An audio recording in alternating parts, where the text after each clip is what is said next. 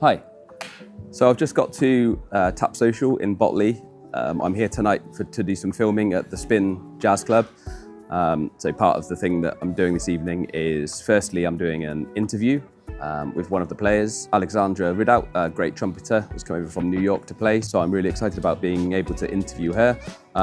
So I've done this setup a few times now for the Spin, an ongoing series of sort of interviews with musicians, which are informative and really enjoyable to do. So I thought I'd just take a moment to show you around the setup, what we've got going on.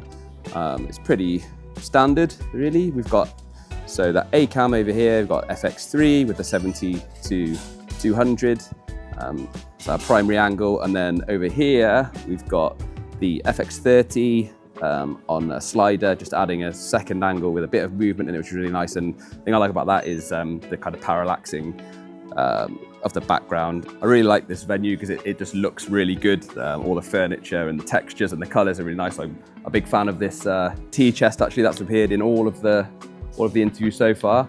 On top of the cameras, we've got some lighting, practical light always. I always try to incorporate a practical, and then we've got the fairy lights all around as well. And later on, I think they'll have some other lights in the background, so you get a bit of a blue tinge when the house lights are on in the back, which is really nice.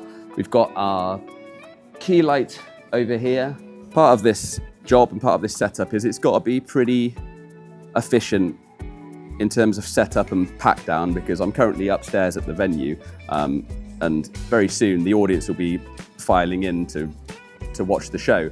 So part of what I like to do is just keep the kit as minimal as possible and as small and as quick to pack down as I can, so that I can sort of clear this space and the audience can take it over.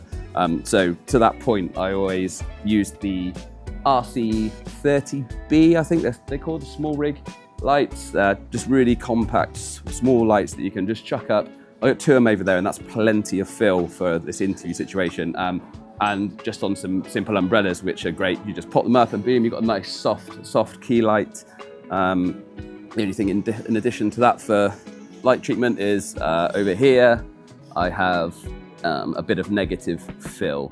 And sometimes, depending on how the house lights are, I'll put up a hair light just to pop people off the background. But yeah, that's the setup. Audio-wise, we just run a lav mic straight into the A cam. It's quite a noisy environment. You probably hear there's the bar being set up, and at the moment the musicians aren't rehearsing or sound checking, so we've got a bit of quiet. But in post, I can always clean up the audio, do background removal, and that tends to work. Once the interview's done, I'll be downstairs at the gig enjoying the music first and foremost, but also I'll be capturing the performance with the three camera setup actually.